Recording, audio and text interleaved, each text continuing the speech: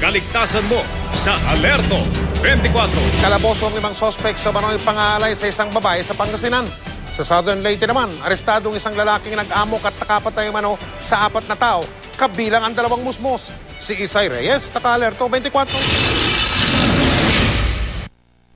Wala nang buhay ang 2 batang babae nang isinugod sa Salvacion Opus Iñiguez Memorial Provincial Hospital sa Maasin City, Southern Leyte. 2 pang babae na dinala sa ospital ang nasawi matapos pagtatagain kagabi ng isa nilang kapitbahay sa bayan ng Padre Burgos. 8 pa ang sugatan.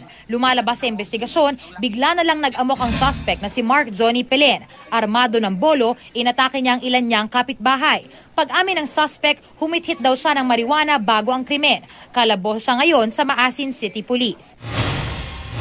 Sa Santa Maria, Pangasinan, kalaboso ang 2 lalaking suspect sa panggagahasa sa isang babaeng 20 taong gulang. Ayon sa investigasyon, nakipagkita umano ang biktima sa bahay ng textmate na si Jason Fabula nitong Sabado. Nagkaya ang mag-inuman sa bahay kasama ang iba pang kaibigan. At nang malasing umano ang biktima, halinhinang hinalay.